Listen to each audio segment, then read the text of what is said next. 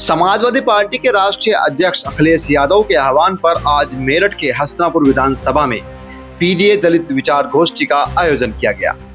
इस आयोजन को हसनापुर से पूर्व विधायक योगेश वर्मा ने कराया। दलित समाज की इस बैठक में हजारों की संख्या में हसनापुर से वे जिम्मेदार, सम्मानित व्यक्ति और युवा शामिल हुए जो अपने क्षेत्र और गांव में अच्छी पकड़ रखते हैं। पीडीए दलित समाज की विचार गोष्ठी में 2027 के चुनाव में अखिलेश यादव और योगेश वर्मा को कैसे कामयाबी मिले, इस पर जोर दिया गया। योगेश वर्मा सत्ताधारी नेताओं पर जमकर बरसे और उन्होंने हसनापुर की जनता से यह भी आह्वान किया कि मैं इस बार कोई वोट खराब नहीं होने दूंगा। जो रूठे हुए हैं उनको मनाने के लिए उसी गांव में रात गुजारूंगा जब तक वह भाई मुझसे वो खुश ना हो जाए। सुनिए योगेश वर्मा की बातें जो हमने उनसे की हैं। जो उन्होंने हम लोगों को हराने का काम किया है, अब की बार एक भी वोट चोरी नहीं होने देंगे, एक भी वोट कटने नहीं देंगे, चाहे हमें पूरा डेरा डालना हो। और मैं अपने समाज के लोगों से ये कहना चाहता हूँ कि अगर किसी गांव में टूट फूट है तो मुझे रात को वहां रुकना भी पड़ जाए तो मैं आपके गांव में सोऊंगा, रात को वहां से निकलूंगा नहीं जब तक कोई मानेगा नहीं। अपनी वोट एक भी मैं खराब नहीं होने दूंगा, ये मैं आप लोगों से कह रहा हूँ। रात को मुझे सुलाओगे अपने घर गांव में, गांव से बाहर खाट डाल देना, उसमें सो जाऊंगा। लेकिन मैं किसी को अब की बार कहीं भी किसी भी तरीके से अब की बार कहीं इधर से उधर नहीं जाने दूंगा। हसनापुर विधानसभा से पूर्व विधायक योगेश वर्मा ने आज पीडीए विचार गोष्ठी यहाँ पर दलित समाज की रखी थी। उसको लेकर आज यहाँ पर हजारों तादाद में दलित समाज के लोग, जो बुजुर्ग हैं, युवा हैं, वो पहुंचे हैं अपनी बात रखने के लिए। और योगेश वर्मा ने अपनी बात रखते हुए पीडीए का संबंधित जो चीजें थी, वो बातें थी, वो बात रखी और बात रखी वोट की। जो वोट की चोट देंगे उस तरीके से सरकार 2027 में यहाँ पर समाजवादी पार्टी की बनेगी। अखिलेश यादव के आह्वान पर ये पीडीए की आज गोष्ठी का आयोजन किया गया।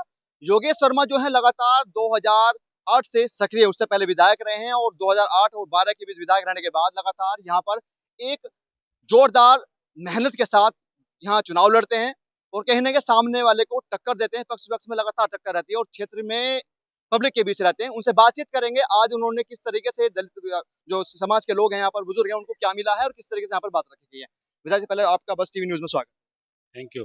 आज आप यहाँ पर प्रोग्राम भी रखा गया, किस तरीके से रखा गया? आज हमारे समाज का, दलित समाज के लोगों का भी कहना ये था कि आप जो है एक प्रोग्राम रखें और एक हम बड़ा प्रोग्राम हसनापुर विधानसभा में करना चाहते हैं, क्योंकि पीडीए जो दलित समाज है, पीडीए का जो नारा है वो दलित समाज से पूरा होता है। और दलित समाज इस समय समाजवादी पार्टी राष्ट्रीय अध्यक्ष माननीय अखिलेश यादव जी में विश्वास जता रहा है। और सब लोग आज ये प्रोग्राम जो हमने रखा है उसी तहत रखा है कि हम हसनापुर में अपने दलित समाज को साथ लेकर, हसनापुर में जो जीतता है उसी पार्टी की सरकार बनती है, तो इसलिए हम लोगों ने अपने समाज को जोड़ने का जो आज एक मुहिम छेड़ी है और आज एक प्रोग्राम रखा है। हसनापुर की बात करते हैं विधायक जी, तो आप देख रहे होंगे गंगा पे बहुत ज्यादा जल स्तर बढ़ने के बाद कहीं लोगों का नुकसान हुआ है, ग्रामीणों का नुकसान हुआ है। आप लोगों के बीच में जाकर आपने कहीं ना कहीं उनको भरोसा दिलाने की, उनकी मदद करने की, कहीं ना कहीं मदद करने की आपने बात रखी है। लेकिन क्षेत्रीय नेता कुछ ऐसे भी हैं जो सिर्फ वोट के लिए काम करते हैं। देखिए, जब से ये सरकार बनी है इस देश में आपदा ही आपदा आ रही है। कहीं बादल फट जाता है, कहीं वैष्णो देवी पे, कहीं केदारनाथ पे, चारों तरफ जो है हाहाकार मचा है। कहीं ट्रेन दुर्घटना हो रही है, कहीं हवाई जहाजों को उड़ाया जा रहा है, तो पुलवामा जैसे बड़े बड़े कांड हो रहे हैं। हमारे क्षेत्र के अंदर जो बाढ़ जो आई है और जो कटान हुआ है वो सिर्फ इस मंत्री जो माननीय मंत्री यहाँ पे दिनेश खटीक है उसकी देन है। क्योंकि पैसा मिला, जो सरकार से जो पैसा मिला वो 13 करोड़ रुपया तो पहले मिला था, उसके बाद फिर मिला। और फिर गंगा से जो मट्टियाँ उठा के बेचना, यानी बहुत सारे भ्रष्टाचार उजागर हुए हैं। ये जो कटान हुआ है ये यहाँ की नाकामी, जो इस सरकार की नाकामी, मंत्री की नाकामी की वजह से कटान हुआ है। वरना हसनापुर क्षेत्र में बाढ़ का, हमने गंगा का पुल बनवाया था जब हम विधायक थे, गंगा का पुल बनवाया। और लेकिन गंगा का पुल जो स्वीकृत करा के लाए थे उस पर जो सड़क बनवाई गई थी वो इस सरकार में बनी। गलत काम हुआ, कच्चा बेकार काम किया और सड़क वो टूट गई, पुल भी टूटा कई जगह से। तो इस सरकार में भ्रष्टाचार फैला हुआ चारों तरफ, थाने बिक रहे हैं, लोगों पे अत्याचार और जुल्म हो रहा है, गरीब लोगों पे मुकदमे दर्ज हो रहे हैं, दलितों पे, मुसलमानों पे, पिछड़ों पे, सब पे मुकदमे दर्ज करे जा रहे हैं। जवान लड़कों को, जो पढ़ने वाले बच्चे हैं, उन पे मुकदमा दर्ज करा के उनकी ज़िंदगी खराब कर रही है सरकार।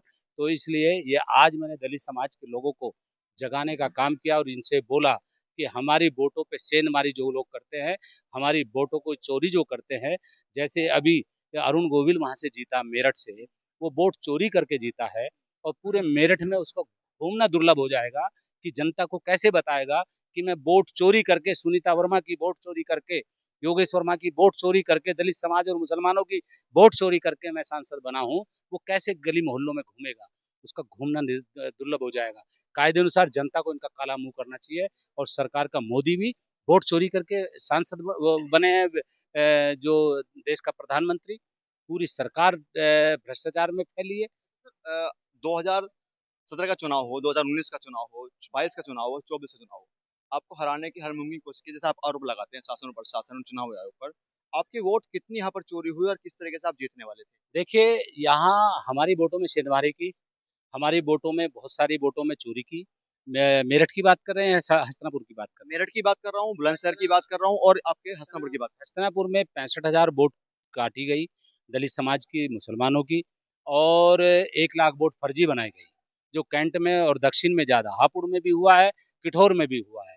कुछ लोगों ने गद्दारी की है। तो ये इस तरीके का माहौल जो है इन लोगों ने बना के, क्योंकि राम का चेहरा लाए थे, अयोध्या में हरा दिया।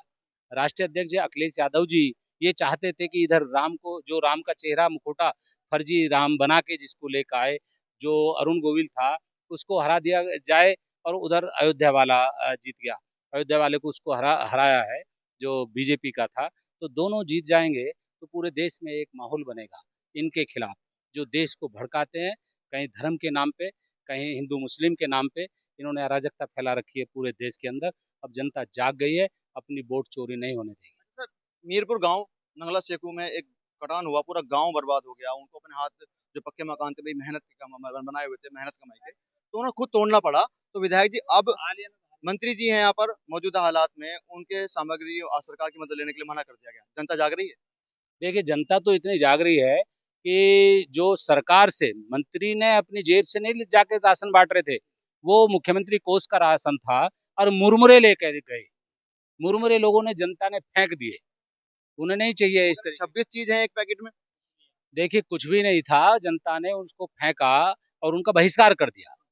और अब बस्तौरा में कटान हुआ, हम गए मदद के लिए, सबको पता है। वहाँ हमने बड़े बड़े बांध बनवाए जिससे बाढ़ आती है, बाढ़ में अपनी जान बचाएं लोग बाग, और हमने टीन शेड लगवाए वहाँ पे, और बहुत सारे हमने काम किए हैं। इन्होंने कुछ नहीं किया, इन्होंने जनता को लूटा है। लास्ट सवाल, राहुल गांधी, अखिलेश यादव मोदी जी पे भारी हो रहे हैं, वोट चोर कह रहे हैं। वोट चोर हैं, भारी नहीं हो रहे, सच्चाई बता रहे हैं जनता को, और ये जन जन तक पहुंच जाएगी बात। जो अभी छूटे हैं देहात में कहीं भी, सबको पता चल जाएगा कि वोट चोरी करते हैं, और हर आदमी अपनी वोट की सुरक्षा करेगा।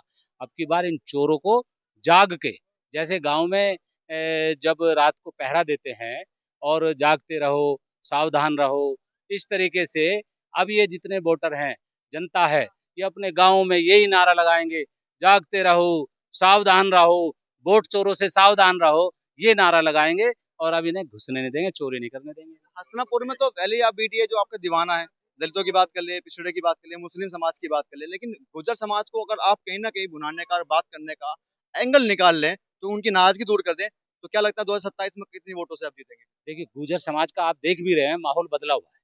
हर आदमी आज चाहता है, ये अपमान करता है मंत्री, इसने, इस सरकार ने किसी के लिए कुछ नहीं किया, सब पे लाठियां बरसाएंगे, चाहे गुजर हो, चाहे किसान हो, चाहे वकील हो, चाहे सरदार हो, चाहे कोई भी हो, सब पे लाठियों से बात की है। अब लाठी वाली सरकार तो रहनी नहीं है। तो इसलिए गुजर समाज, जाट समाज, सैनी समाज, पाल समाज, प्रजापति, जितने भी 36 के 36 बिरादरियां हैं, वो आज दलित समाज के साथ खड़े होके, मुस्लिम समाज के साथ खड़ा होके राष्ट्रीय अध्यक्ष अखिलेश यादव जी को मुख्यमंत्री बनाएंगे, और मुख्यमंत्री देखना चाहती है जनता।